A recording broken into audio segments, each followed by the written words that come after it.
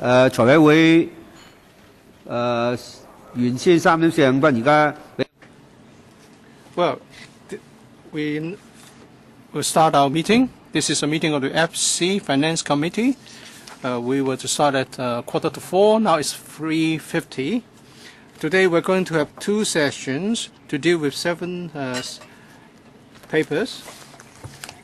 After the completion of the first session, we would have a break of 10 minutes, and the second session will start at 5 to 6. I would like to remind members, if you have any direct or indirect pecuniary interest in relation to today's items, please declare the nature of your interest in accordance with Rule 83A of our Rules of Procedure before you speak on them. Please also note under Rule 84 of the Rules of Procedure, there are certain requirements concerning voting on items where you have a direct pecuniary interest. The first item, FCR number 59. Members are invited to approve the 5 recommendations of the ESC, and that is EC 2013 paper number 17. No member has asked for separate voting on any of the items in this ESC item. If there's no question, then I'll put this to the vote. With those in favor of FCR 2013-14-59, please raise your hands. Thank you. Those against? Thank you. Abstention? No. I think the majority of members are in favor of this application, and so this item is approved. Now we proceed to FCR 2013-14 number 60, and this is about approving the PWSC recommendations at its meeting held on the 22nd and the 29th of January this year, and that is to say PWSC items 30 to 34. No members have asked for separate voting in respect of these 5 items. If members have no other questions, I'll put this item to the vote. With those in favor of FCR 2013-14, sorry, Ms. Chen Yin-Han, I want to clarify a point. You talk about 5 items or projects. That's one PWSC 2013 32, development of Anderson Road quarry site. I want to speak on that. I want to ask questions of the officials. I don't think we have anyone here. I think the usual practice is if we have a paper which would cover various projects, then we will not invite the officials to join us at our meeting. Well, the PWSC meeting, of course, we support the project, but questions about this project, for example, the increase in population, and that would increase the traffic demand. At present, Clearwater Bay Road and Choi Wan Road are already very congested. So members did raise questions asking the departments to take to note and pay attention to this. Well, there was actually severe criticism raised by members, and of course we don't have any officials here. But since we don't have any officials in attendance, perhaps I think that's sad. Well, actually, we raised some concerns, and they said they agreed. So if members have no other questions about this item, I put this to the vote. With those in favor of FCR 2013 number 60, please raise your hands. Thank you. Those against? No. Abstention? No. I think the majority of members are in favor of this item. This item is approved. Number 3, FCR 2013-14, number 61.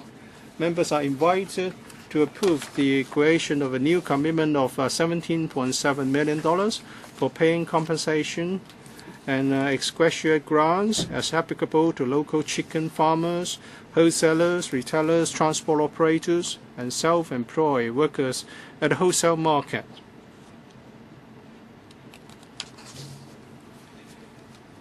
On the 14th of February 2014, the Food and Health Bureau submitted an information paper to the Food Safety and Environmental Hygiene Panel of this Council, and also on the 19th of February 2013, at a special meeting of the Food Safety and Environmental Hygiene Panel, members' views were sought.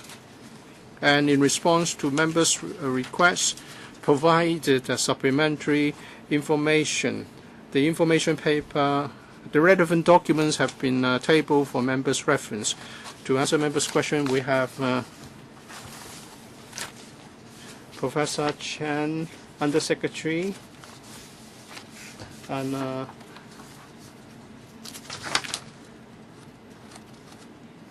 we have also got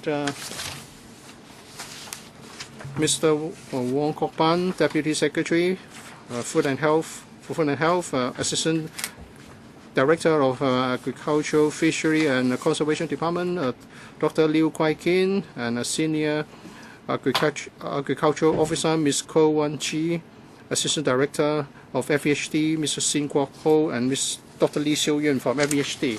I invite the panel chairman to brief members on the deliberation. Well, there was a special meeting held on the 29th of February on this item. The discussion was about the proposals to provide compensation and ex gratia allowance for affected poultry operators. Members generally supported the proposals, and the F&H Bureau was also requested to provide supplementary document to set out the proposals in greater detail. Members noted that under the Public Health, Animals and Birds Ordinance stipulates the compensation amount at $30, which is to say that the compensation should not exceed $30. It was set in 1999 and has never been adjusted since. Members are concerned whether the amount can actually reflect the changes in the economic environment and in prices. So members asked the government to review the amount. Some members also noted that on the 18th of February this year, the administration announced that the importation of poultry from the mainland will be suspended for another 4 months. And that's an announcement made after the submission of the FC item to this council.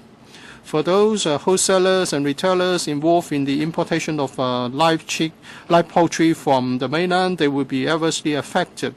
Members therefore urge the administration to provide suitable compensation for these operators.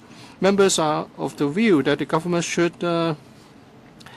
embark on the exercise of segregation of local poultry and imported poultry as soon as possible, and also to shorten the moratorium of importation of mainland live poultry as far as possible to lessen the impact on operators.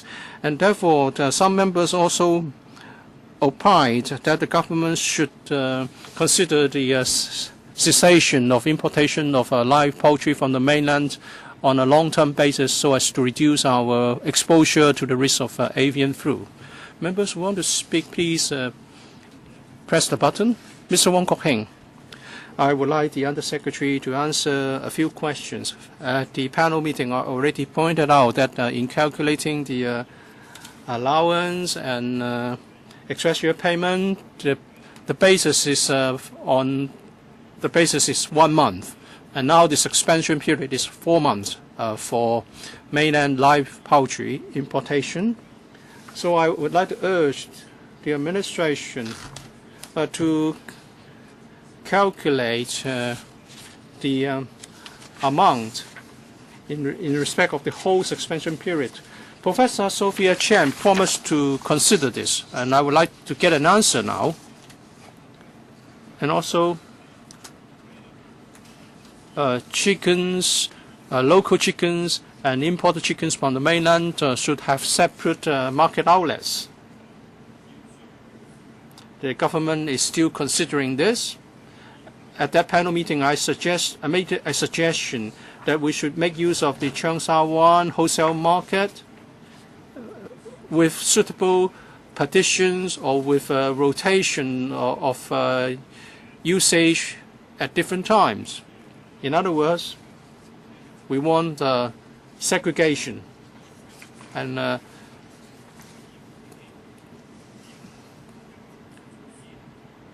therefore we can reduce the risk of cross-infection. If we can provide segregation or different markets for local chickens and imported chickens. If we can do this, the suspension period can be shorter than 4 months, and the trade will not be as affected as severely. And in terms of compensation, the government don't have to pay a lot of compensation. Under Secretary. Thank you, Chairman. As I have explained in the panel, under this paper, we'd like to provide compensation and exgratiate grants to the affected parties who are affected by the 21-day suspension of chicken trade. And we've also announced that for those who are affected by the suspension of importation from the mainland, the wholesalers, retailers, transport work operators, and so on and so forth, we have been communicating with them. The dialogue is ongoing. We are assessing the impact on these parties, and later, in due course, if there's a need to provide compensation or exgratiate grants, we'll come back to this committee. So that's the first issue. Second issue, how can we do something at Cheung Sha Wan or somewhere else to segregate different categories of chickens? During the 21-day suspension period, AFCD, the colleagues tried very hard to identify suitable sites and resolve technical problems. We met with Mr. Choi Ming Tuen.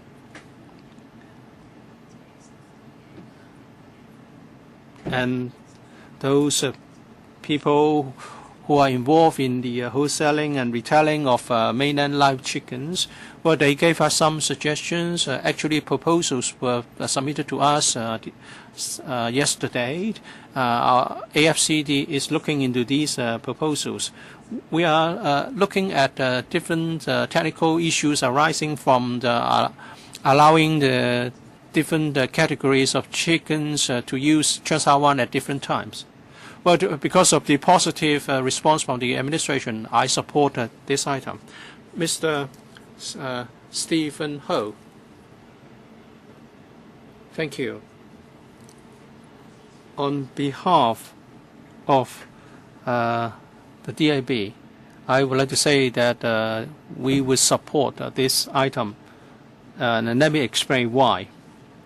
After the so-called exgratiate grants, which I think should be called compensation, after the proposal was announced, we received calls from chicken operators asking us to support it, because they were afraid that if this dragged on, they would be adversely affected.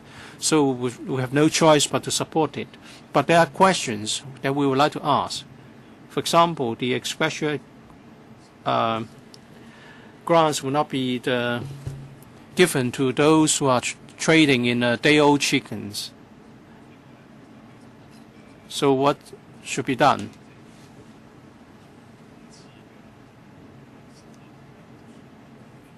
And on the 18th, you announced that importation of live chickens from mainland will be suspended for another 4 months. What assessment are you going to do? What assessment of the impact on the traders will be carried out? Will this package, compensation package, form the basis of the next compensation package for these other affected parties?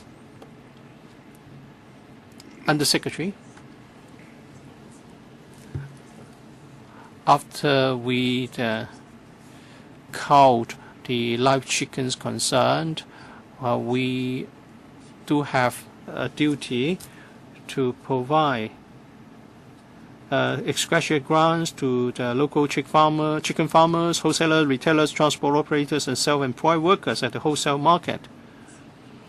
We have to balance the different interests of the operators and traders and workers vis-a-vis the public. Having done that, we don't think there's a case to provide expatriate grants to the traders of day-old chickens or suppliers of day-old chickens. So there may be operators who suffered a postponement of their business, and when the farms operate normally, then they can resume the orders. The government is already issuing the $30 ex-gratia payments to some of the chicken farmers, so we will not supply the ex-gratia payments to others involved in the sale of live chicken. Now, also we are assessing the impact on the trade engaged in the trade of live chicken upon the suspension, 4-month suspension. Now, after we assess the impact on them, we will make a decision on what kind of offer we might be able to make now to assist them. Now, we want them to be able to resume work as quickly as possible. So the AFCD is working ASAP on how to resolve the technical issues on the land for the separate sale of chicken. Next, Emily Lau, Vice Chairman. Now, this payment is compensation, or it's an ex-gratia payment.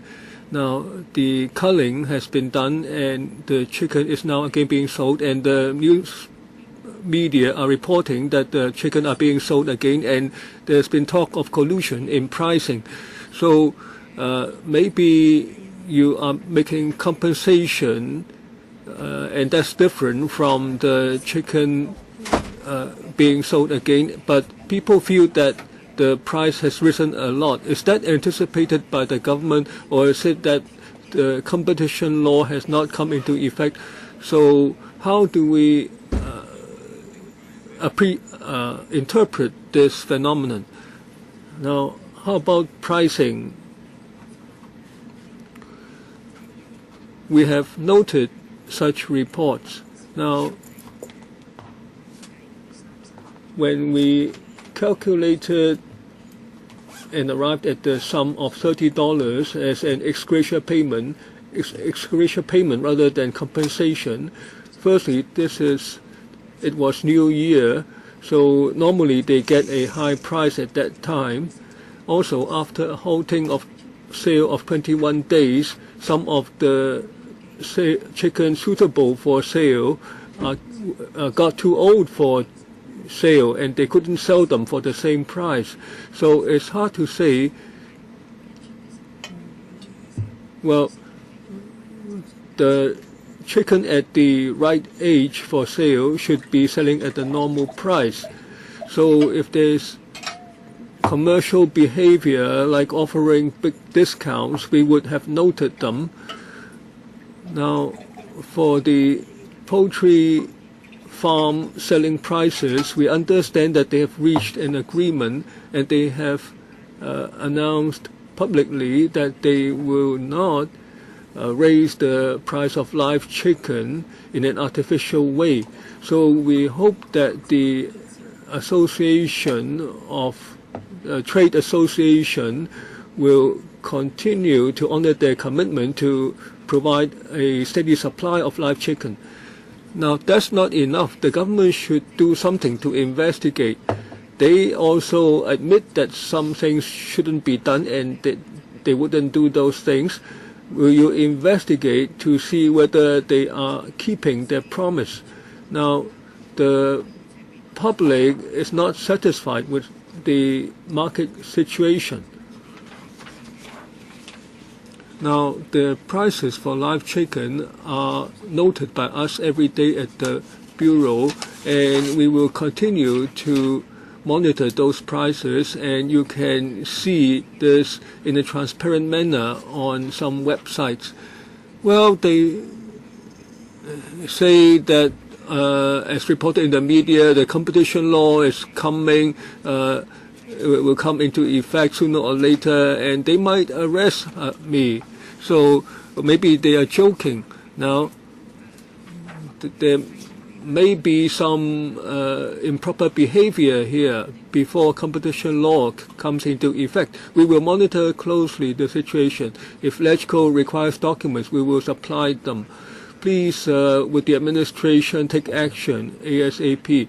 The LegCo has funded this in terms of millions of dollars. Undersecretary, please note this. Next, Mr. Raymond Wong Yok Man. Now, it's $70 million of compensation and ex gratia payment. You ask the trade. Their losses certainly exceed that. What kind of compensation is this? The government is using the wrong terminology. Now, Mr. Ho just now said the same. Now, you didn't use the term ex gratia. That's proper. Now, they relied on the income for the Chinese New Year. What's the meaning of ex gratia? Are you giving them some kind of preferential treatment? Why do you count the chicken? It's because the government doesn't accept the members' views that you separate or segregate the local chicken from imported chicken. So one single imported chicken causes the culling of all local chicken. So what do you mean by ex gratia payment? It's a allowance, but it shouldn't be called ex gratia. Now, in the document it mentioned that self-employed workers provided services in transporting and cleaning the chicken cages at the market. Now, well, they get double pay normally. Now, we call this compensation. But you use the. This is actually compensation. It's not ex gratia. Now, you pay $30 per chicken. It's not an act of generosity. Now, Ms. Helena Wong said that the $30 figure isn't right. It's been a long time, since 1999. How come it's still $30? It doesn't make sense. And then you act as if it's an act of generosity. Now, the association said the cost is $60. I wouldn't believe that, but the $30 is certainly not credible. Now, you are culling the chicken. Now you say it's for the sake of public hygiene. Now that's just an excuse. One chicken was affected with H7N9 and all the chicken in Hong Kong were killed. So you caused them losses. Your policy was problematic and it caused them losses. Your compensation should be increased. Now I have some questions. Now, in the short term, there is a ban on chicken imports from China. Do you have a long-term policy to terminate such imports? Now you segregate and quarantine the imported chicken. Now, how do you deal with the timetable? Now, actually, I would like to reiterate the compensation under the law is maximum $30 per chicken, and at the farm, if they have chicken at a suitable age for sale that could not be sold at Chinese New Year, the AFCD has calculated it so happens that the right amount would also be $30, but that is a separate payment in nature. So the letter figure is also incorrect. Now the $30 is statutory unless you amend the ordinance. Now those live chicken that you compensate $30, but at New Year time they sell the chicken for over $100. Now the Undersecretary was citing the legal amount. Frederick Fung. Now the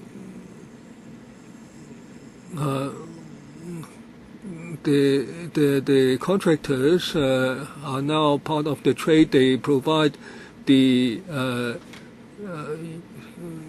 chicks and they have contracts with the farms and the chicken grow. When the chicken grow up, they contract for the sale of all of them.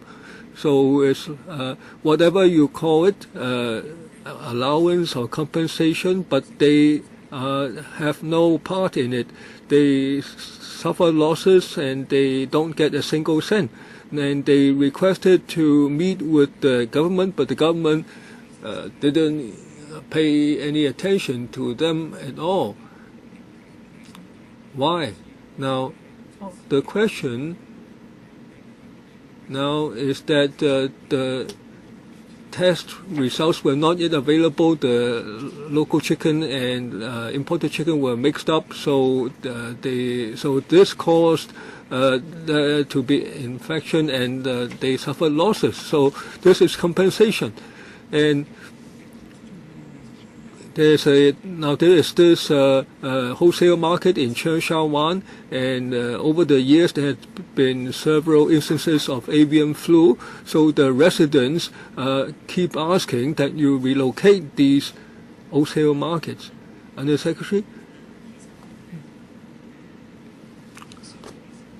Now, just now, members also asked, and I also said that the government issued this $30 per chicken ex gratia payment for chicken suitable for sale but which could not be sold as a payment to farmers. The transportation workers are affected too. Now, we find that some local farm owners, wholesalers, transporters, and the workers at the wholesale market, these are the people directly affected, and we have assessed the situation and we felt that the $30 ex gratia payment were paid to the chicken farmers, so we would not provide extra payment in respect of other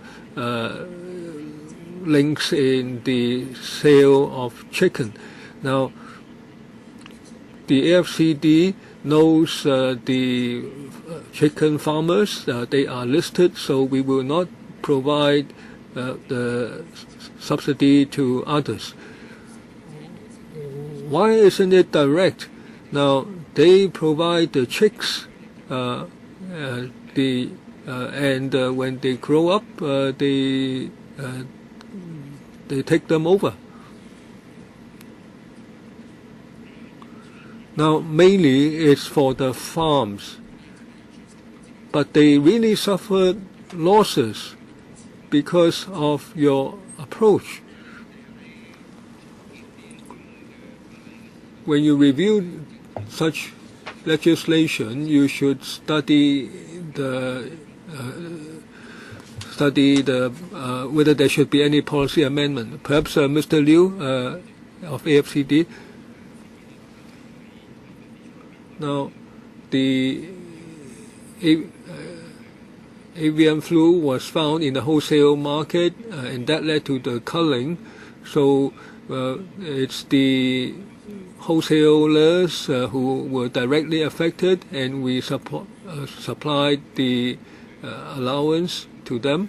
Now, as for the suppliers of chicks, they only suffered a delay, and when the business returns to normal, they will benefit. Now, as for the contractors, they sell the chicken that have been bred, and we think that the farmers have been supplied with the extra payment. As for those who were involved in the onward sale, we cannot provide the allowance. Now all along, in our quarantine of in respect of avian flu, we have been effective. Now, the chicken farms on the mainland, they are registered farms, and they have been issued certificates, or they won't be able to sell chicken to Hong Kong. And because of avian flu, we have stepped up the testing. So the operation has all along been sound, and the trade and the public all feel that there is a need for segregation. So we are working hard to find a location, and there are also technical issues that take time to be resolved. So that's why we need to halt the import of chicken from the mainland for 4 months. Next, Helena Wong. Thank you, Chairman.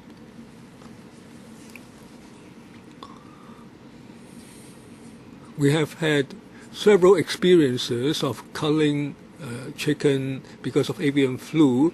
We have culled over 200,000, and 2008 the licenses were returned, and over 1 million were culled, and the compensation,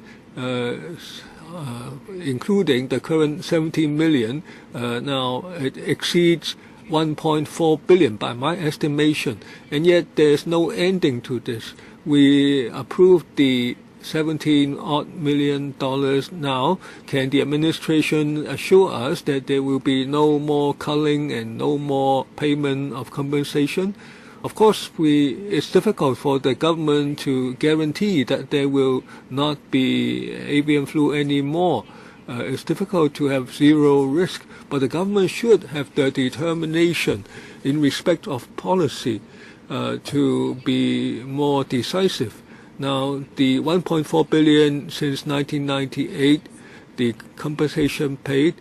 Now, a lot of it, 1.1 billion was paid in 2008. The government said at the time that there would be voluntary return of licenses.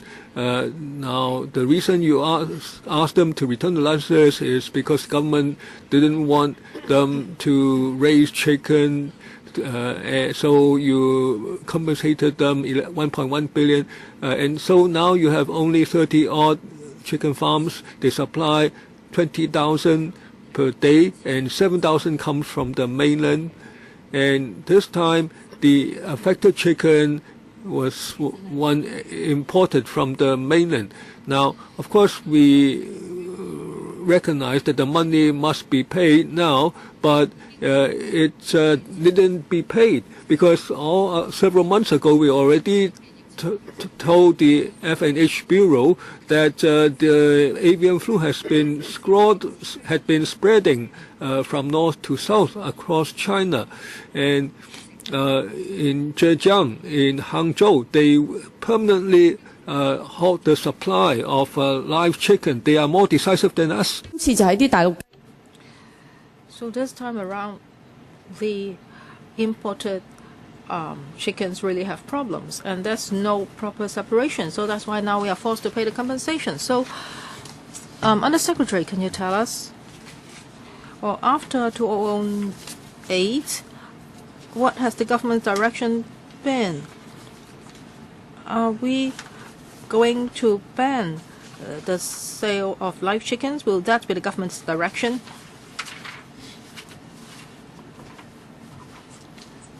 Ms. Wong pointed out that the government has put a lot of resources into the quarantine of live poultry. And in the past cullings, we only culled local chickens. This time around, the problem lies with the mainland chickens. So actually, the problem may happen to both local and imported or mainland chickens. And we really don't know when AI will occur. In 2008, during the buyout scheme, we also told the industry that, yes, we have put a lot of resources into quarantine. And for this incident, well, the mainland chickens have their own independent supply chain, and there is a certificate system. We also have a system in place to prevent infected chickens from coming into Hong Kong. So we have properly played the role of a gatekeeper. But this time around, of course, convenience has been brought to the industry, and the businesses were affected.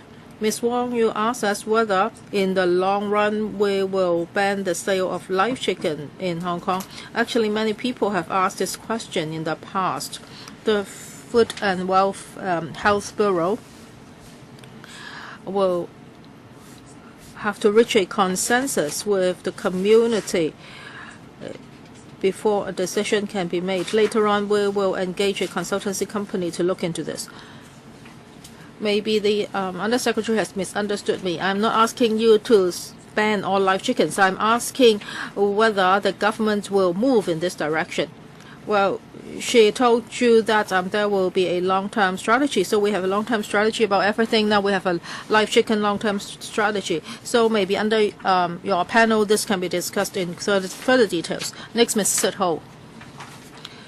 Chairman, I am afraid that, well, we will be paying compensation in the long run, because Dr. Ko Wing-man also said that, well, for AI, it's actually quite similar to human influenza. You can never annihilate it, and no matter what, there will be new strains. So for Hong Kong's chicken farmers, I think they have made a lot of investments so that they can meet the high standards required in Hong Kong. However, because of the flow design of the supply, so that's why there was a quality control loophole, and infected chickens were mixed with our chickens. And this compensation may not be enough, and I would like to ask the government, at the border, you are going to separate the chickens. So when will that be done? Well, yes, business in Hong Kong has resumed, but we do not know when AI will occur again. So maybe you have to compensate again, and you really need to compensate the industry in the long run. So tell us more about the chicken separation at the border. This is very important. And also,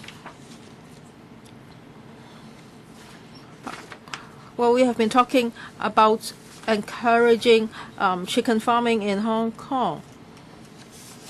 But we are told that even if we rear chickens in Hong Kong, we have to buy the chicks from other places. Well, so we are talking about the upper stream and lower stream or a supply chain. So in terms of policy, land supply, and legislation, if you can work together with the chicken farmers in Hong Kong, I think they can also raise chicks in Hong Kong. So what is the difficulty? Is it that you do not want to do it, or we really have a lot of restrictions?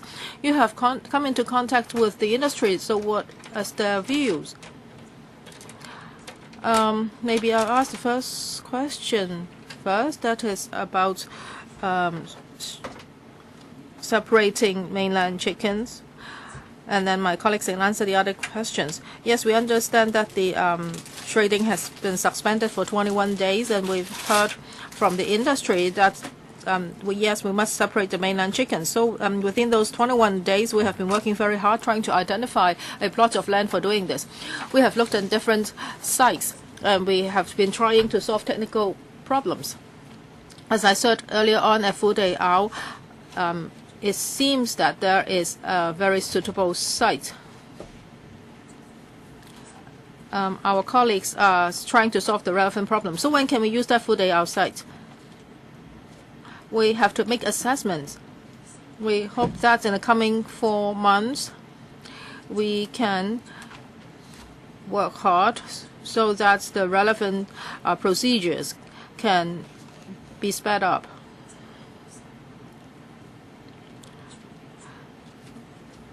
We have talked to wholesalers and retailers of mainland chickens, and they have given us some suggestions.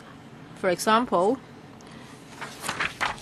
at the Changsha Wan temporary wholesale poultry market, how can we separate the mainland chickens? Or maybe we can come up with different time slots.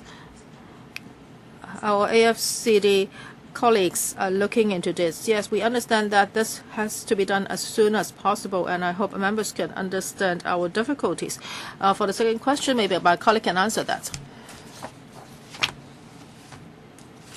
Well, in Hong Kong, I think many people now raise their own chicks. I think 60% of the chicks come from Hong Kong itself. As for raising chicks, of course, the farmers would have to know the relevant technology, because it's different from rearing chickens. If farmers are interested in this, we will be pleased to teach them the know-how. Now, but Dr. Koh says that it's quite impossible.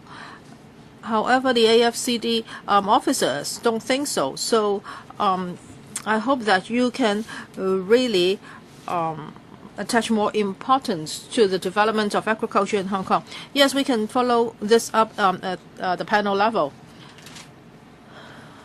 Next, Leung Kwok Hong, and he will be followed by Mr. Stephen Ho. Chairman, now I think our government is really sick. Well, some of our chickens are sold to the mainland, and they are bringing AI with them. Has this happened? Do we have chickens that are infected with AI? Well, I think our chickens are sold locally. If they are reared in Hong Kong farms, they are sold in Hong Kong markets. So the policy objective should be like this. Now, because you cannot intervene in other jurisdictions, well, but we can refuse other people or other countries from exporting their chickens into our city. Now, so we are not selling any chicken to Guangdong, and our chickens will not bring in AI to their city. So that's why Dr. Ko Wing Man is so popular, because whenever there are difficult questions, he won't come here to answer them. So 60% of the chicks come from Hong Kong. So why can't we have this business in Hong Kong? Why can't we develop it further so we can have a whole supply chain? We just eat our own chickens. And then the risk can be significantly reduced. But your policy is not clear. You are now just forking out compensation. And some traders want to remain in the business, and you cannot force them to surrender their licenses. You say that your quarantine system has been effective, but now there is this incident. So what is your question? Oh, because now I am going to approve the funding.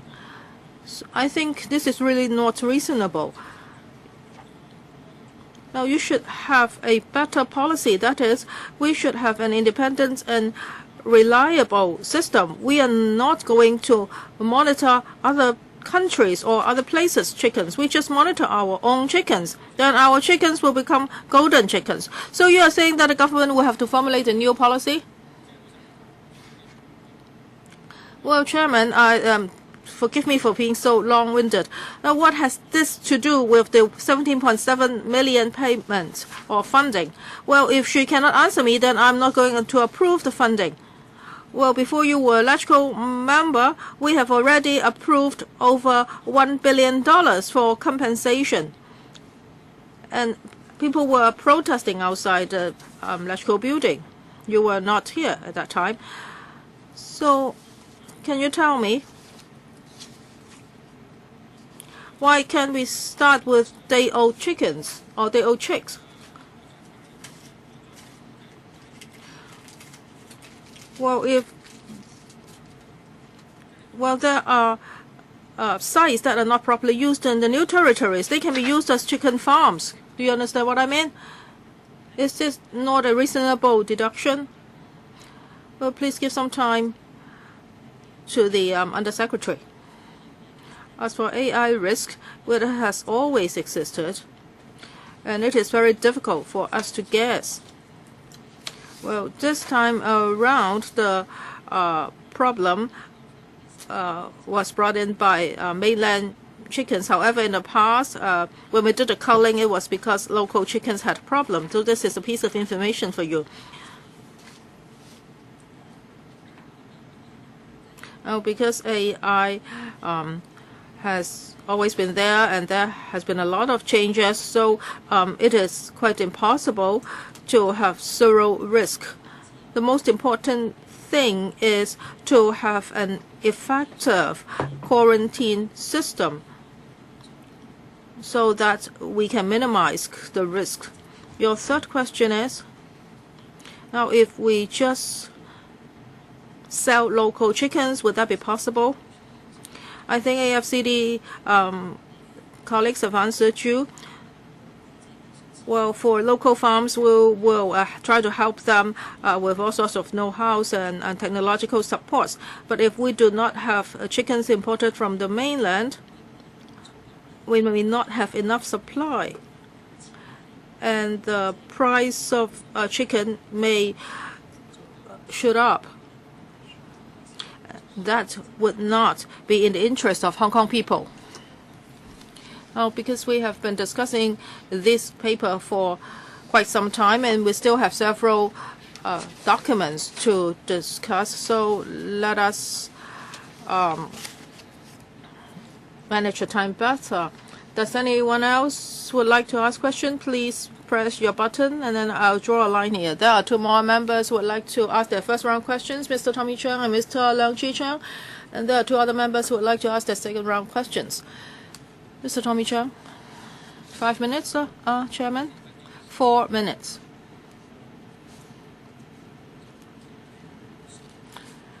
Well, I do not have any comments on compensation. I support that.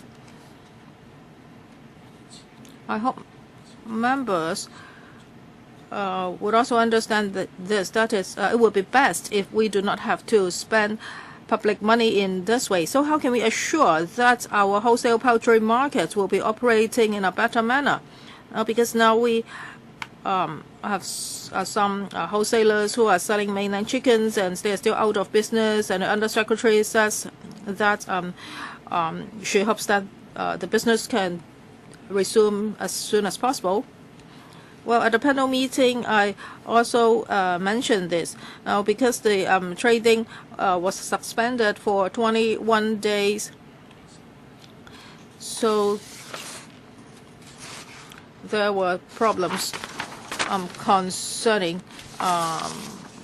chickens, and there may be a possibility that there's no chicken for sale at the market. Even if there are chickens at the market, the price may be very high.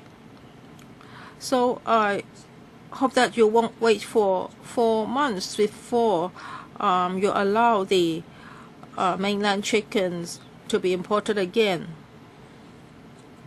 Please handle the problem as soon as possible. And I don't have a lot of time left, but I would like to ask you this question. Now, for the retail market in Hong Kong, they have to sell the chickens by the end of the day. But at the wholesale market, you don't have to do that, and that may increase the risks. And if another AI incident occurs, then taxpayers would have to fork out money for the compensation again. So,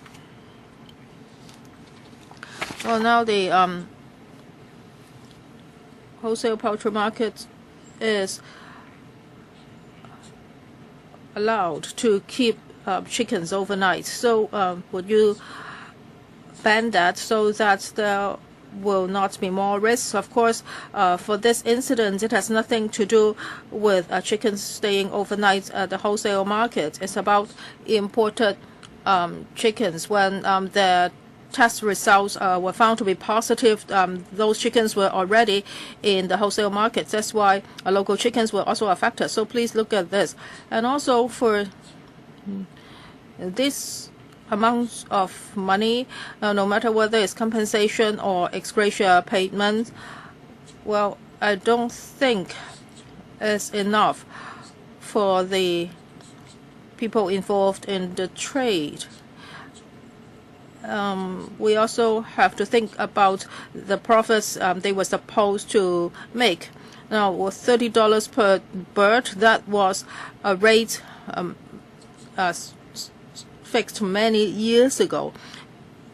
Well, we have to look at the inflation, so this rate must be adjusted. Now, you get this amount of money for the trade this time around, but next time you shouldn't stick to the old compensation rate, and that should not be used as the benchmark, because we all know now it should at least be $60 or $70 instead of $30. I would like to thank Mr. Chang for his comments. Next, Mr. Leung Chi-Chang. Thank you, Chairman.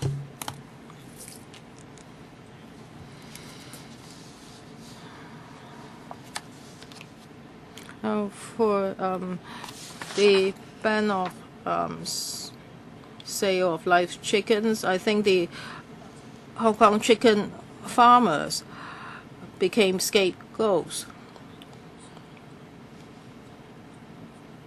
Well, this is said to be the statutory compensation, so the government has to do it.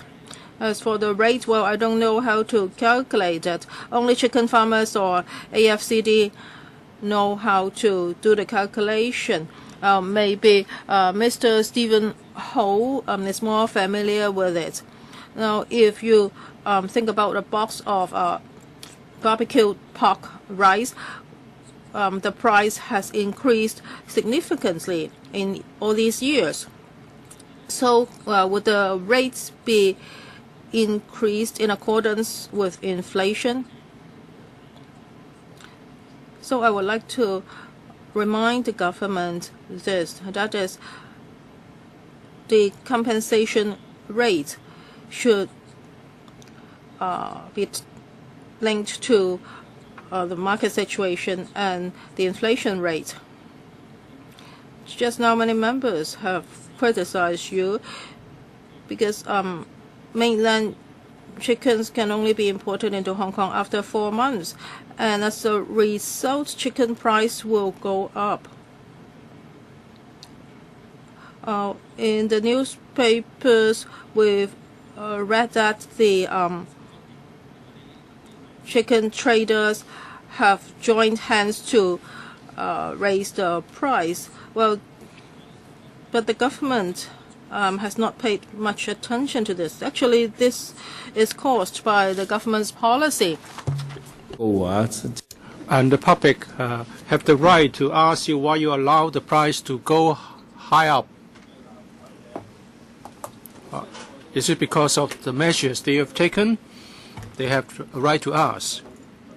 So the Bureau should consider whether there are better ways. This time the impact is relatively small. First of all, the affected period is short.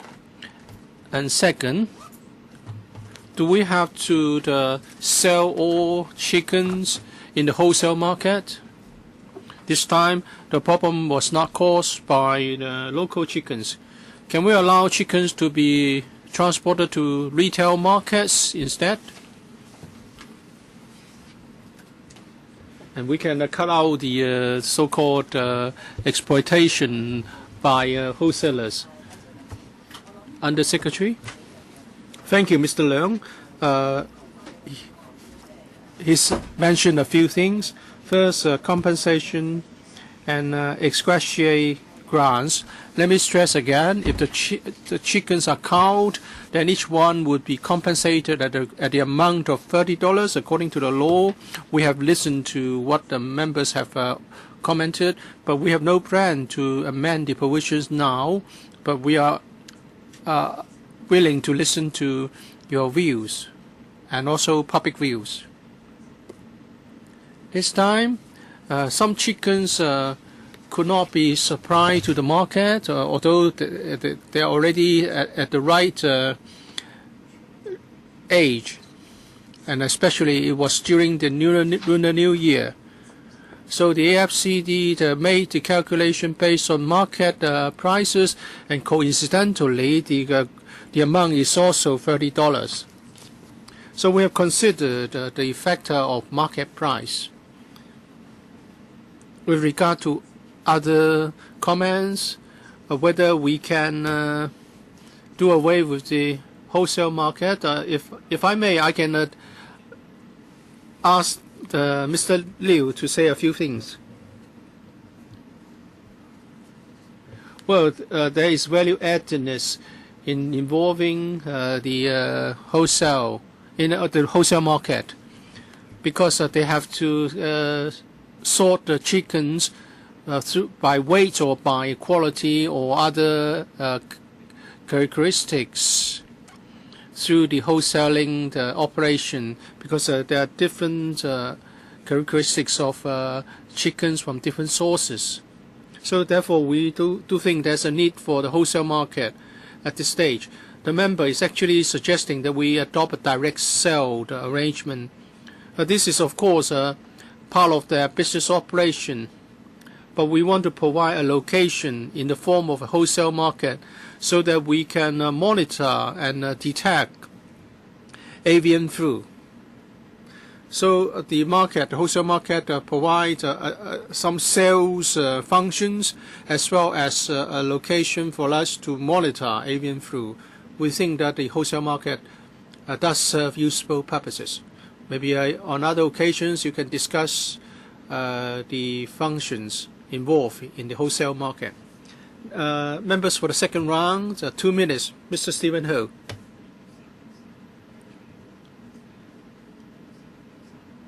How come there's a coincidence that both are $30? According to the chicken farmers, the amount is far too low. Well, I wanted to talk about the separation of different categories of chickens or chickens from different sources, but let me talk about it later. Let me talk about the cost. For live chicken, it's at the wholesale level is $17 per catty. Last year, from the 10th of December last year to the 27th of January, only on 3 days the wholesale level exceeded $17. It hovered between 14 and 16, and it's $11.2 in January.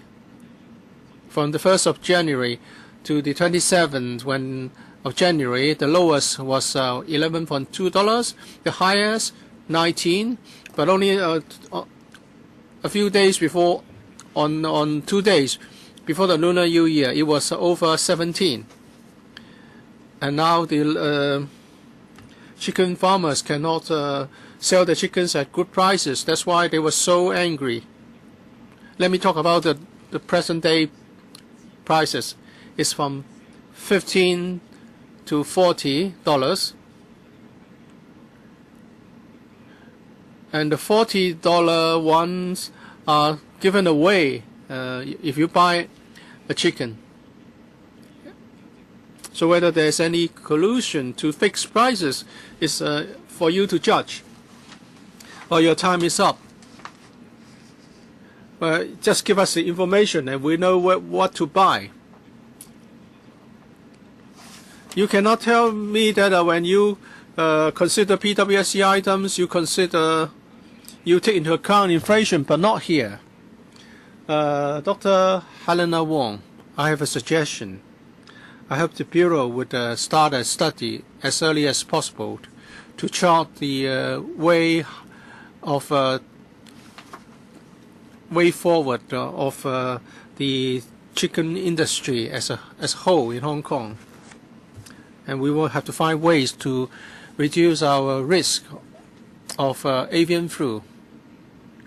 We have suspended the importation of live chickens from the mainland, but we still continue to import day-old chicks from the mainland. Are there any avian flu risks involved here? Are these day-old chicks subject to the same inspection and quarantine measures? Would there be a serum test or a sample test or quick speedy test conducted for day-old chicks imported from the mainland? They come from big farms, chicken farms, where they have eggs hatched into day-old chicks, and they would be imported in Hong Kong very quickly. And the chickens in these farms are subject to the quarantine measures. So when the eggs are hatched, they are hatched in a special room, and they will not expose to other chicks. And when the day-old chicks are imported in Hong Kong, they will be transported to the farms direct, and there's no direct contact with other chickens in the process. So we believe the supply of day-old chicks is a safe process. Do you conduct the tests on day-old chicks? These are very young, very small chicks, so we will not conduct any serum or speed tests on them. Let's hope we have a safer year ahead, and then we don't have pay so much in compensation. If members have no further question, I put this item to the vote. For those in favor of FCR 2013 number 61, please raise your hands. Those against? No. Abstention? No. Again, no. I think the majority of members are in favor of this item. This item is approved. We proceed to agenda item number 4, FCR 2013-14 number 62. This item invites members to approve a one-off increase of the voucher subsidy and fee thresholds for kindergartens under the pre-primary education voucher scheme, and A one-off revision of the fee remission ceilings under the kindergarten and child care center fee remission scheme in the 2014-15 and 2015-16 schools. On the 27th of January, the Education Bureau consulted the views of the panel on education of this council. To answer members' questions, we have Mr. Eddie Ng, Secretary for Education, Mrs. Patty Yip, Deputy Secretary for Education, and Ms. Hera Chum, PAS for Education. The chairman of the Education panel is not with us, so I will say something on his behalf as in the form of oral report. At the meeting held on the 27th of January, the Education panels were briefed on the education-related initiative in the 2014 CE policy address, and there was a discussion on a number of one-off support measures for kindergartens in 2014-15 and 2015-16 school years. Members noted that the proposed measures are meant to follow up on the recommendations of the Commission on free kindergarten education. Members generally supported these short-term measures for the tray and parents, but some think that the support rendered was insufficient, and some were very concerned about the progress of the implementation of free kindergarten education system. So members may raise questions now. 4 minutes each. Mr. Tommy Cheung. Thank you, Chairman. I'm not doing this about your person. It's not personal. I've been talking about this pre-primary education voucher scheme for years. And in that, I don't agree that this scheme is restricted to non-profit making kindergartens. And I don't like you introduce so-called fee thresholds. I think we should allow the money to go with the parents, and the parents should be free to choose which kindergarten to send their children to. But I don't want to belabor the point today. Chairman, there was this distinction between the voucher value, the value of voucher for half-day and full-day kindergarten. So what's going to happen? Would there be a difference between the two types of kindergartens? Why do you want to maintain such a difference? Thank you, Chairman. There are three subsectors in terms of kindergarten education. Some 70% of kindergartens are half-day kindergartens, and then there are the so-called full-time kindergartens and the long full-day kindergartens, including child care centers. For those with long full-time sessions, they play the role of both pre-primary education and child care, so it's more comprehensive in nature, and there are different modes of subsidy. For half-day kindergartens, the normal practice is that in terms of rent and salary, these kindergartens have to be self-sufficient. For long full-day kindergartens, there's a rent remission or reimbursement scheme, and some of them are operating on cell phone premises, and they can apply for financial support from the Jockey Club funds for renovation and so on. But the biggest pressure that they face is not rent, but teacher salary. So there are three different types with different types of modes of subsidy. let's talk about the difference between half-day and full-day kindergartens. What kind of support is provided to half-day kindergartens? I'll defer to my colleague. Thank you, Mr. Zhang, for your question. I wish to point out that we are talking about short-term measures. It's not the long-term measures that we're going to implement to support a free kindergarten education system. Within the ambit of short-term measures, we want to implement measures that can be implemented quickly and that would help the majority of kindergartens. So we increase the voucher subsidy. And the reason is that whether they are half-day or full-day kindergartens, with the higher voucher subsidy, many parents will be benefited immediately, and most kindergartens will get some assistance. As for the difference between the full-day and full-day kindergartens, well, actually the commission has looked into this, and they are operating in different modes. As I mentioned in their progress report, in the longer term, they will look at the different modes of operation and their different needs and come up with recommendations on providing subsidy and also who are eligible for subsidies. Well, I have been very polite, and I have been trying to ask my questions using mild and polite language, but I've received no reply. I asked a question about the difference between the half-day and full-day kindergartens, and they are not answering my questions. I asked the secretary to tell us the difference and why there's such a difference.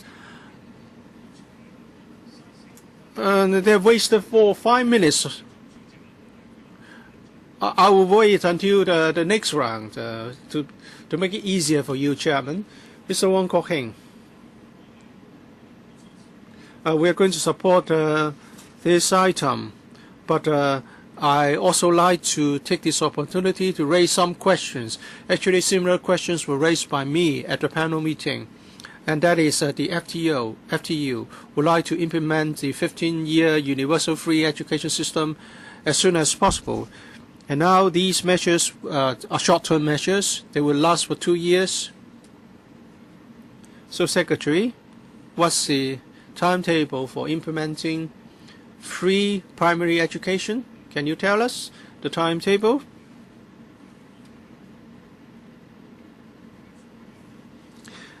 And there are kindergartens which are not non-profit making. 100 or so of them are out there, unlike the 700 or so non-profit making ones. They are not treated alike. Why don't you allow the parents the choice, the free choice, to choose whatever kindergartens they like?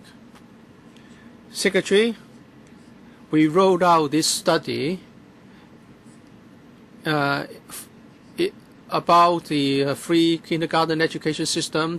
We set up a committee very soon in April, and the first interim report was submitted after just 7 to 8 months, attaching some interim recommendations. We have accepted those recommendations, and that's why today we have this item to consider to provide some short-term support measures to the kindergarten sector, and these are welcomed by the sector.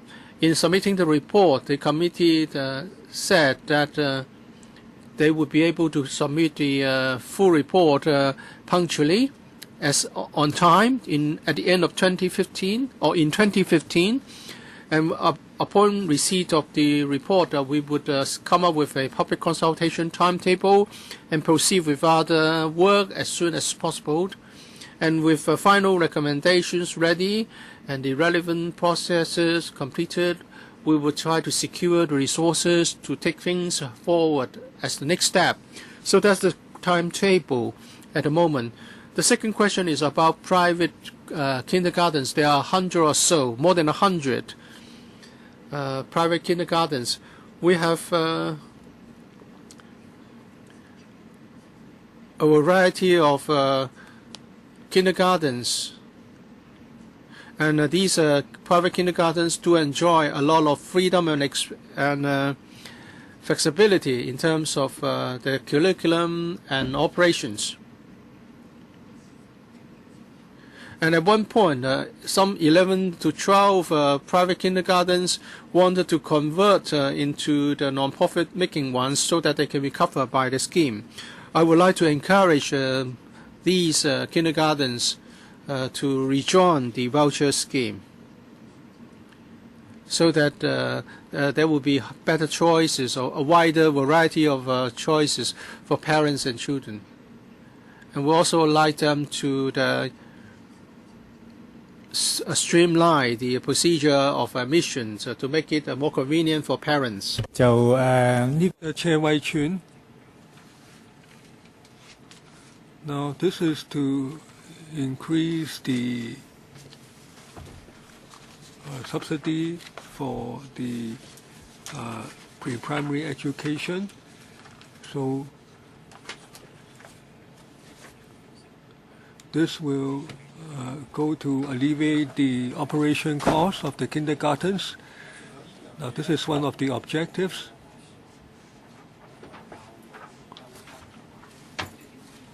How does this help to raise the quality of education, or is it quite distinct? It's just to pay for the higher rents and so on. And in the next couple of years, now it's $2,500 per year. Now previously, you have reference to the composite consumer price index. Is it now that you no longer have reference, at least for these 2 years, to the CCPI? Or will you make further adjustment according to CCPI? Also, in Para 12, the estimated sum, now is this just an estimate, or are you able to accurately calculate that this amount will be actually received or claimed, or would the amount vary if the number of kindergartens participating in the scheme increases? 3 questions.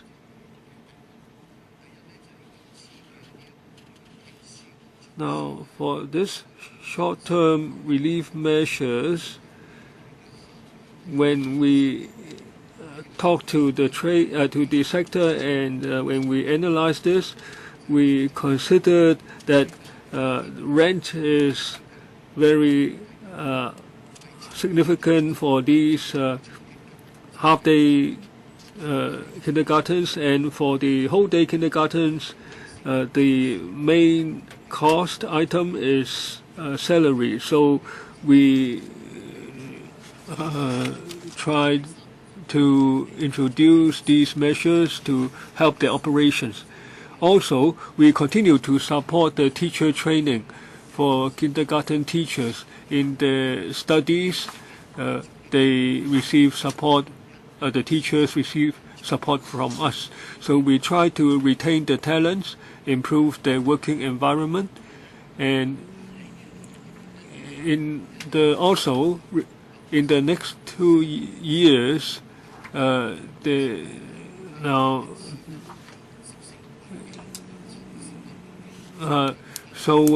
have made the 14% adjustment and 2 adjustments, 28%. That in fact covered the cost of living or CCPI, so there wouldn't be any further CCPI adjustments. Also, for the students who joined the PEVS, I think they number about 130,000.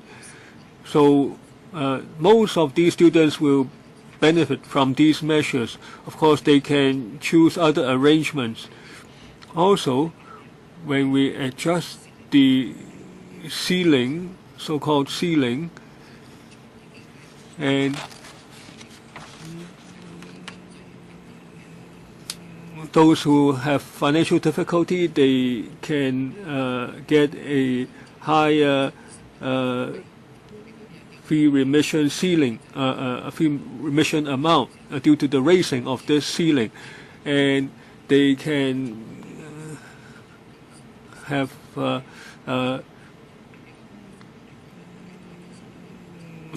so the percentage will increase from 20% to 30% for the needy parents.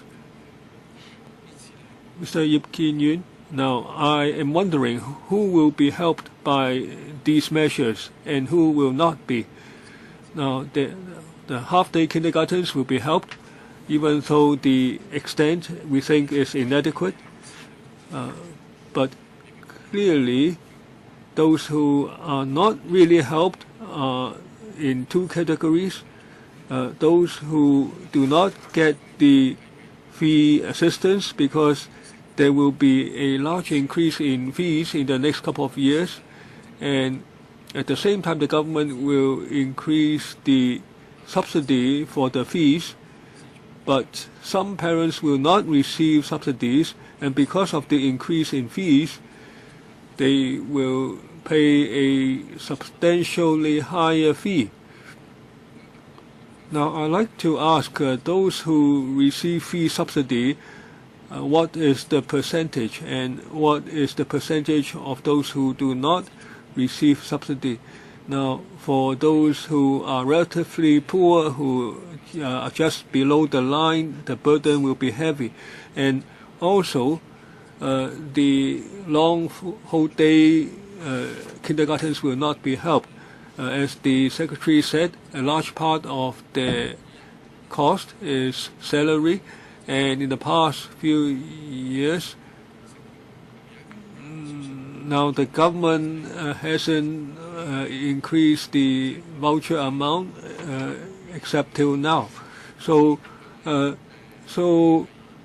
why is it that you are not helping the long whole day kindergartens to give them a higher amount? Can you raise the amount with waiting?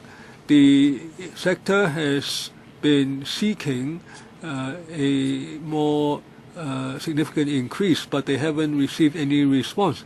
Does the government has any plan to resolve the cost problem for the operation of long whole day kindergartens? I would like to ask the Deputy Secretary to reply. There are now 133 students under the who have joined the PEVS. Of them, nearly 35,000 are receiving different levels of fee remission.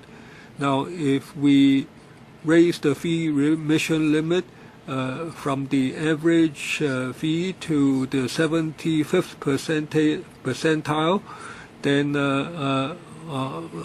all those students will benefit. Now, for those who do not receive benefit from fee remission, they will also be assisted to some extent.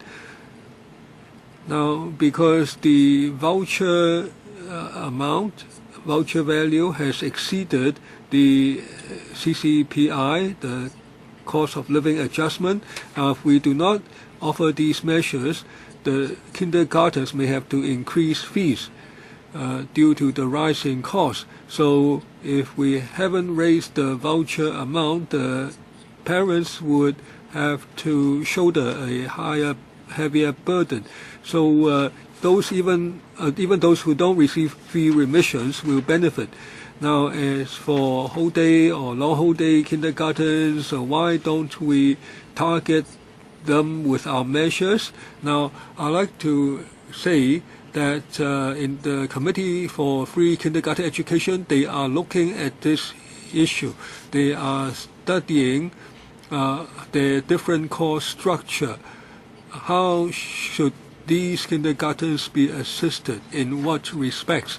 In the future proposals, they will cover this issue. For at the moment, they are unable to provide a formula for this additional assistance, because no consensus has been reached yet on the level or the criteria for the assistance. Now, the short-term measures do not preempt any of these future proposals. So concerning the mode of operation of these whole day or long whole day kindergartens, they have not yet come up with a proposal. So you can tell them about the waiting proposal. Dr. Chen Kalop, I don't quite understand Mrs. Yip's response, because if you look at the document, it admits that half day or whole day or long whole day kindergartens, they all have different needs. Now, Mrs. Yip seems to be saying that we are leaving this for the to the committee to consider the different needs. Now, actually, right now there are already differences that are quite clear, and the whole day and long whole day kindergartens, they have already told you through us that these increase in voucher amounts are unfair to them. The whole day and long whole day kindergartens feel that they have difficulty in retaining the teachers.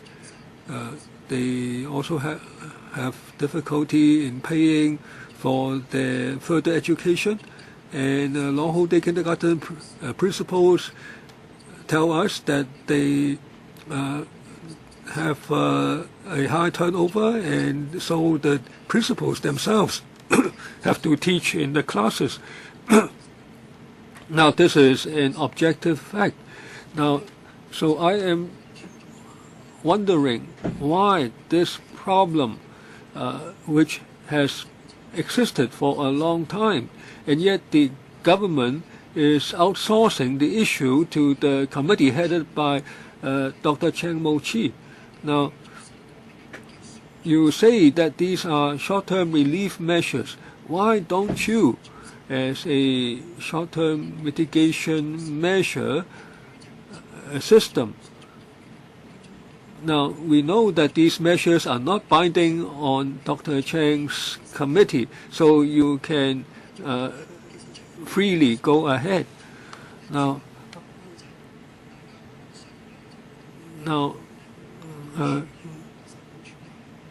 you might say that for 15-year free education, you use vouchers and rather than and then you leave things to those those arrangements.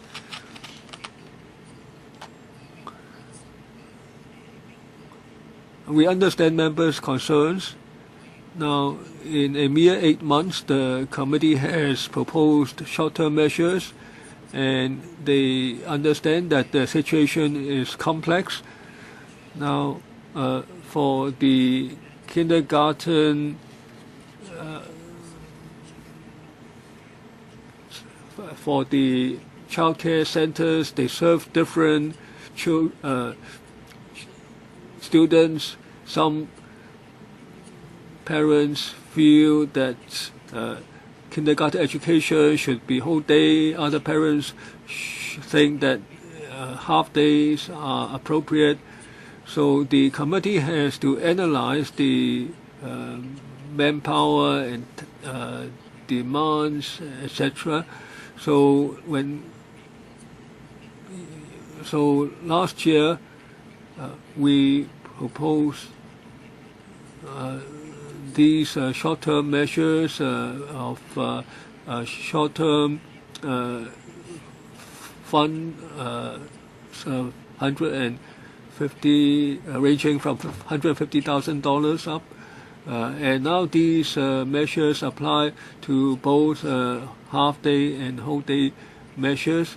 Now, some principals tell us they want to adjust their fees, but I'm afraid that they might affect the students. So we say that on this occasion, our measures offer significantly large amounts, so you can go ahead and raise the fees. So the fee remission amount upper limit has been raised from weighted average to 75th percentile, so that more students will be helped. Now, Ms. Dari Lee, we support the proposal, and we hope that the 15-year free education can be implemented early. I'd like to follow up on the distinction between half-day and full-day, long full-day kindergartens. Now, this has been a long existing issue. Now, when the pre-education vouchers were introduced back in the early days, the whole-day kindergartens already got organized and reflected to us this problem. Now, I was in the panel, and we had a large public hearing. The administration should have heard us then. Now, they shouldn't wait till the Dr. Chang's committee. Now, can you tell us what did you do at the time? Secondly, you have adjusted the fee remission ceiling. Now, of course, you help to relieve the pressure on the parents. Now, can you further communicate with these groups so that you can do more in terms of one-off measures to help them? Now, whole-day kindergartens serve a useful purpose. The amount of voucher exerts pressure on them. They suffer unfairness because of the vouchers compared to the half-day kindergartens. Now, because they provide a very useful service to parents who both work, and they really want to opt for the whole-day kindergartens.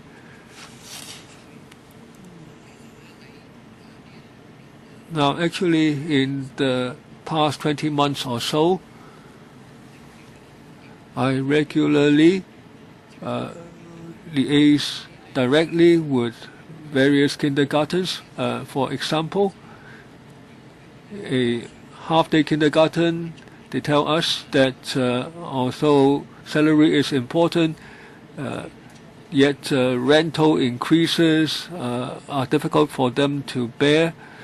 So this is half-day kindergartens. Now, for whole-day kindergartens, they have no problem with the rent, but they have difficulty keeping the teachers because their working hours are long. The half-day kindergartens do not have to take care of the food and hygiene of the students. For the whole-day and long whole-day kindergartens, they also have to take care of the students' food and afternoon nap, and they have to tell stories. So the long whole-day kindergartens have extended hours because the parents cannot fetch the students till they get after work. So we want to find a way to cover all of these people. And also, in the meantime, 14 kindergartens left the scheme, but another 14 joined the scheme. So overall, there hasn't been much change. Now, if you take non-profit kindergartens, 95%, 150 odd, have been in the scheme. Chairman, I support this paper, but after listening to the Secretary, I have some questions now. For the 15 years of free education, you said that after 8 months you will have an ultimate decision. Ultimate, right? No, interim. So that means you will come up with something. So today you are just giving us this temporary measure. So what is the ultimate measure? I think the public really wants 15 years free education. In particular, for the grassroots, they are under a huge financial pressure. So no matter whether it's half day or whole day, the parents have high expectations of the kindergartens. So you're saying that you will have an ultimate solution. So will all the half-day kindergartens be turned into whole-day kindergartens? You just now talked about teacher problem. Yes, I understand there is such a problem. That it doesn't mean that it's not possible. So can the Secretary tell us what's your ultimate measure? Now, you have been studying this for 8 months. Well, Chairman, because I am not on the education panel, so I would like to know more about the ultimate measure. As for the progress report, is very clear. It's about several areas. Teachers and the sector have been discussing this very actively. That is what is the goal of kindergarten education. Now, there are kindergartens with 50 pupils, with 500 pupils, and with over 1,000 pupils. So they all have different objectives. Well, we originally thought that it was a very simple issue, but there were very heated discussions. And for most of subventions, people also had different views. Some said that they needed freedom, and other people said that if we adopt a mode of primary and secondary schools, then they will be subject to a lot of limitations. Yes, that's about how they use money and what the establishment will be like, etc. And also there are some other considerations. For example, some kindergartens, they have their own premises, and some are renting the premises in shopping malls. Well, due to the time constraint, Secretary, can you give me a more succinct answer? Yes, there is also a problem with teachers. Well, the government has a lot of experience in this. Now, no matter whether it's primary or secondary schools, there are already established models. So it's just like DDS, that's schools. You already have a very rich experience. So now you're talking about an ultimate solution. Why don't you learn from your past experience? I don't think these are really very difficult problems. I dare not say the word ultimate. I said interim. I didn't say ultimate. I said interim. Sorry, I didn't make it very clear. Well, it was up to the end of last year, and parents want to have a choice. Second, now even if they are not taking part in the scheme, they want to have other options. And this is not just about teachers, but of course teachers are very important. Parents hope that there can be more parent education, and they also said that's very important. So these are all the important considerations. Now, under the committee, there are 5 working groups, and they are all working very hard in these aspects. I think the government has experiences in all this. Now, okay, you're now talking about an interim review. So when will you come up with a final solution or final? Yes, can you give us a final timetable? Now, in 2015, we will come up with a report, and we will look at the recommendations there. When in 2015? In the middle of 2015. We have given 2 years to the committee. Now we are only in February. Well, that is the timetable. So if you want to follow up, please do it at the appropriate panel meeting. Dr. Fernando Zhang. Thank you, Chairman. For this one-off subsidy, I think for whole day and long whole day KGs is not fair, and we have known it since day one. We have been trying to improve the situation, but nothing has been improved. As for the long whole day KGs, now before the change, of course, they were under SWD, and now they are under EDB, and EDB has never attached much importance to it, and EDB may think that, well, for infant education, we do not need whole day schools. But there are many families in which the couple will work full-time, or there are single-parent families. So for these long whole day KGs, they operate for almost 10 hours a day. So for the families I mentioned just now, they would want to put their children in the KGs. However, they are getting the same amount of voucher. Of course, I would not say that I do not support this proposal, but actually it's very difficult for these KGs to operate, and the teachers are living, and the annual wage rate is as high as double digits. So for the half-day KGs, they can operate morning classes and afternoon classes. They can enjoy double benefits. But for whole day KGs, they don't have this. And also, that's another point. Well, traditionally,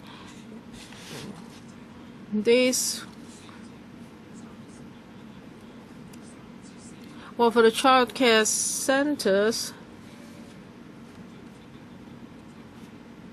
they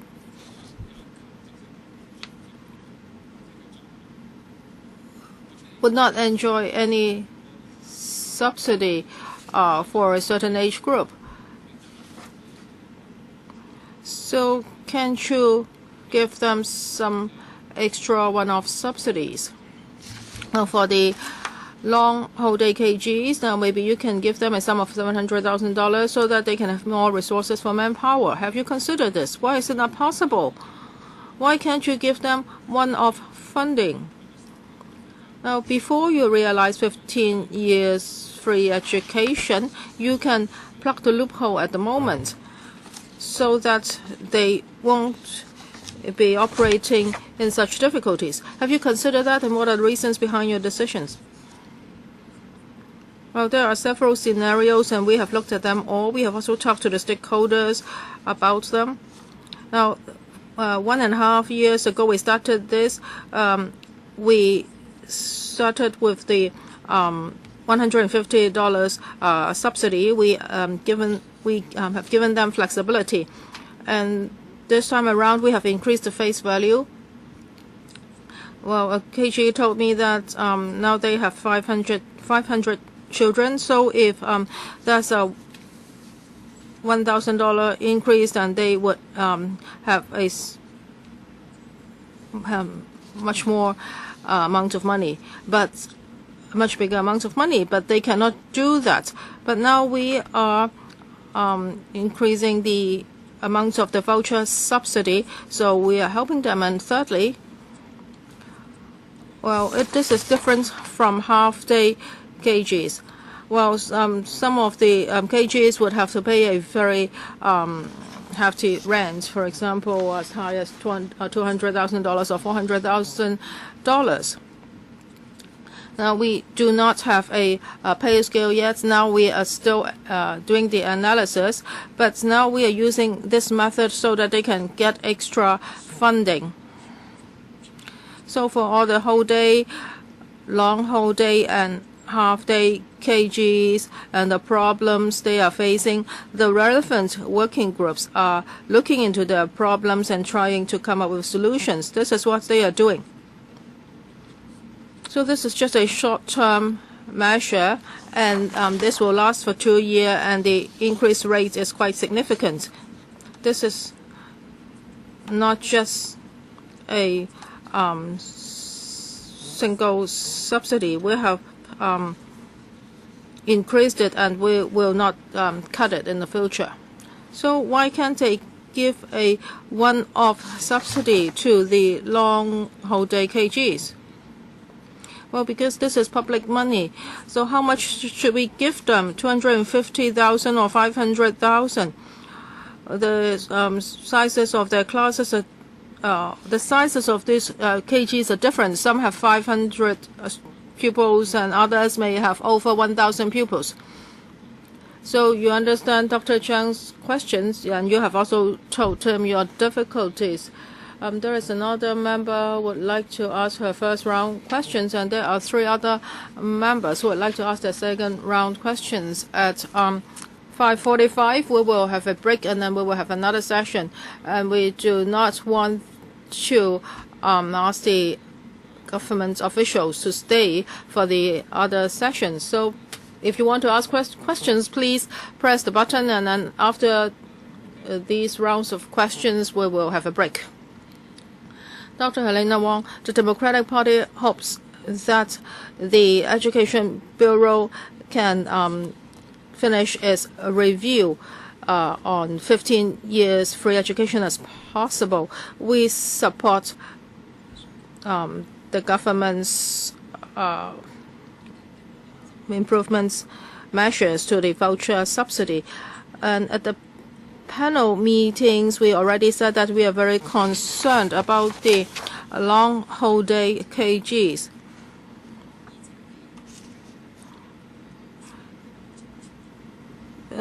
I don't think the government should ask the Education Bureau to work on the long holiday KGs only. Maybe the Labor and Welfare Bureau should also look at this now, because there are families in which both the parents would have to work and nobody can take care of the child. So that's why they really need long holiday KGs. So when the secretary look at this issue, maybe you should really work with the Labor and Welfare Bureau. This is about child care. And for long holiday KGs, it's not about studying all day. Well, you take care of the children and you educate the children in other ways. So now the problem is who will foot the bill. If the Education Bureau thinks that this is not just about education, then you can ask another bureau to help. It's just from another envelope. And also we are talking about releasing women's manpower. So maybe you should look at it from this direction. And in many districts, there are many grassroots families. They really want to put their children in long holiday KGs, but there is no quota. So I hope that the Education Bureau can also look at the distribution of long holiday KGs in different districts, and is there a need for increasing the places in such KGs. Now, I, of course, would welcome that there's an increase in voucher subsidy. However, can the parents find a suitable KG in the districts they live, or they are forced to send their children to another districts, in particular in North District, Yuen Long, Tuen Mun, Shangshui? The parents are very worried.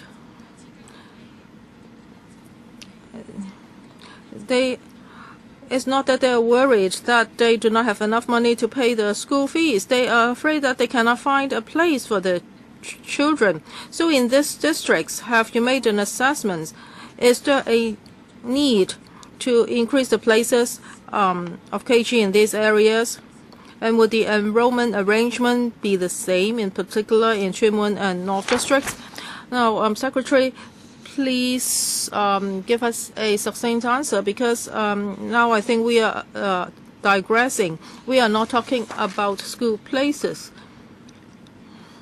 So for long holiday KGs, you have answered the questions concerning concerning them many times. So maybe I can make 3 points. First, for long holiday KGs and child care centers,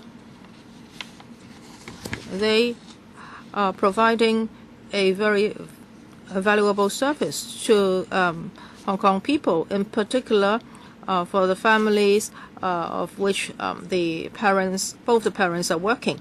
So this is what the Commission is working on as well. And also, for our overall design, it's not just about curriculum. Well, last year we launched 6 measures, and now we are thinking about the enrollment arrangement in 2015. And if there are certain districts that are under particularly high pressure, we would have special arrangements. For example, in North Districts, we have added places to certain KGs, and we have even built some new KGs. This is a very important principle. That is, we want children to go to KGs in the same district they live. I would like to ask about fee remission scheme. Although the amount involved is small, but it is packed to CSSA, and many members have told us that there is a restriction on their work hours, so they have to work for a certain number of hours before they can enjoy fee remission. Now, this was the past practice. Has this been changed recently? And second, if there has not been any changes, how can you release the manpower in these grassroots families? First of all, they have to make sure that their child can be securely taken care of in a kindergarten before they can work whole day. Deputy Secretary, in 2011 to 12, we have already made a change. That is, for fee remission, we will just look at the household income. We will not look at the social need. So for the test you mentioned just now, it does not exist anymore. How about the SWD1? Well, it's already been abolished. For the fee remission level, there is a ceiling.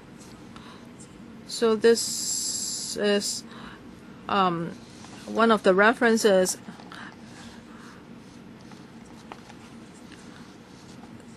So when they calculate the CSSA, they would also make reference to this. Now, there are some CSSA families, and the housewife may not have been working, but she wants to put her child in a whole day KG. But the SWD says that it's not possible. So are the two departments adhering to the same rule now?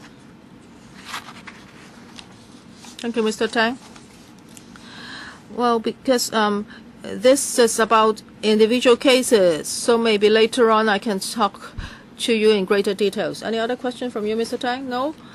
So we still have 3 members who would like to ask the second round questions. Mr. Ip-Kin-Yuen, 2 minutes. Well, Chairman, there is a story about this person who's very thirsty and he wants a glass of water. And the other party says that, good, I'll go to the Yellow River and then I'll get you a bucket of water. So for long whole day KG, we were talking about what we need today. We are facing difficulties today. You say that you have to wait till the completion of the overall review, and by then new arrangements may be made. So how can today's operation problem be resolved? So are you not trying to rescue these people who are dying? Well, the long whole day KGs are facing a huge problem. What has the Education Bureau done? You are saying that, well, the committee will come up with the recommendations, so you should not preempt them. So before coming up with a long-term solution, can you at least give them a glass of water? Thank you, Chairman. Thank you, Mr. Ip. Yes, I understand the member's question. So that's why 20 months ago we decided that we would form a committee, and in 2 years' time, comprehensive recommendations will be made so that these problems can be solved. Now, the education voucher system has been operating for 6 years. There have been problems and there are new challenges, and the population policy is also very clear. So that's why we are doing this. In the course, we have seen obstacles, so that's why we have also put together some short-term measures. Yes, in 2 years' time, you will get that glass of water. Well, now it's the second round. How come I'm not in the line? Well, the next one will be you. Why is the arrangement like that? Maybe you pressed the button late. Well, because after asking the questions in the first round, I already said that I would ask questions in the second round. Well, when I look at the screen, Mr. Tommy Chung should ask questions before me. So maybe now Mr. Tommy Chung's turn. 我想問咧，我費事俾你再帶我遊花園啊！我唔再問嗰個問題。I don't want you to take me down the government path and go round and round. I'm in no mood of doing this today. We have half-day kindergartens, whole day and long whole-day kindergartens. And I think kindergartens and some also offer childcare centers. They are being affected in terms of education quality by your voucher scheme. I don't want to wait until 2015 before you have new legislation implemented and then we get some improvement. However short-term these measures might be, do you realize that they are affecting pre-primary education quality? If you cannot do this year, next year, before you submit another item for funding improvement, please come up with better measures with the CE or the FS to the effect that kindergarten students will get better education, whether they attend full-time, full-day, half-day, or long full-day kindergartens. Well, don't just cover 70% of the kindergartens. The coverage is 70% precisely because of the design of your voucher scheme. Thank you for your suggestion. We are going to conduct in-depth analysis of Mr. Zhang's proposals. For example, can we adopt new pedagogical arrangements in the curriculum, and how can we offer other activities? I'm asking you to talk about funding only. We can also consider using the Quality Education Fund to cover other issues, other proposals. Dr. Kenneth Chan. Well, Chairman, I would say that it's optimistic to get a long-term solution in 2 years, just like to get a glass of water in 2 years' time. In 2 years' time,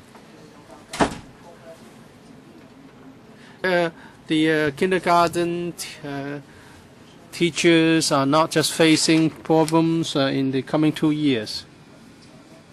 I think we should first clarify the principles and the philosophy first. I would like to get some clarification from the Bureau. Time and again, those who are offering full-time and long full-time kindergarten education operators are facing difficulties, notwithstanding all the measures you have set out in your paper. So, in this financial year, apart from getting the same amount of increase in the value of the voucher for whole day and long whole day kindergartens, can you do something additionally to help them and address their needs instead of offering everyone the same kind of assistance. Please be succinct. Well, we would consider using other resources, such as the Quality Education Fund, to help them. We will continue to discuss the matters with them. I hope you also look at the wastage of kindergarten teachers. If we cannot offer timely assistance, then by the time Mrs. Moses Jiang, chairman of the committee, comes up with new recommendations, a lot of them will have left the sector already. Last member to speak, Dr. Fernando Jiang. Many members have raised questions and refer to problems faced by whole day kindergartens and long whole day kindergartens, and yet we don't find any solution. This is regrettable. After the amalgamation of kindergartens and child care centers in the system, and in one particular aspect, child care centers provide integration education opportunities to children with special needs, and they have a system to take on both children with or without special needs, and this is done through the long whole day kindergartens. But for half-day kindergartens, they don't offer such places. And since the introduction of the voucher scheme, the number of places for children with special needs has not increased. And although you increase the value by 2,500, but there will be no increase in the number of places. And in the traditional half-day kindergartens, there is no place for children with special needs. How can you provide a better and suitable integration environment for these children with special needs? I'll defer to Deputy Secretary. There's a working group under the committee looking at how to address differences among students and address the special needs of students as well as their families. At present, pre-primary children with special needs are taken care of by the SWD. We have heard members addressing such issues in the panel meetings. We would discuss with the committee on primary education on how to move forward. I understand that there will be an increase in the provision of resources, and through the community care fund, needy families will be given special assistance so that they can have access to such education services. And in the future working group, there are representatives from SWD and charities and NGOs offering services to this target group. We sit together to address the problems faced by these children with learning difficulties. But there's no place in the traditional half-day kindergartens. In the future, this should not continue. I think you make yourself clear. So members have raised all the questions that they want to raise. I'll now put this item to the vote. With those in favor to this item, FCR 2013-14, number 62, please raise your hands. Those against? No, no one. Abstention? Again, no one. I think the majority of members are in favor of this item. This item is approved. We'll take a short break. Let's return by 6 p.m. and we'll start the second session.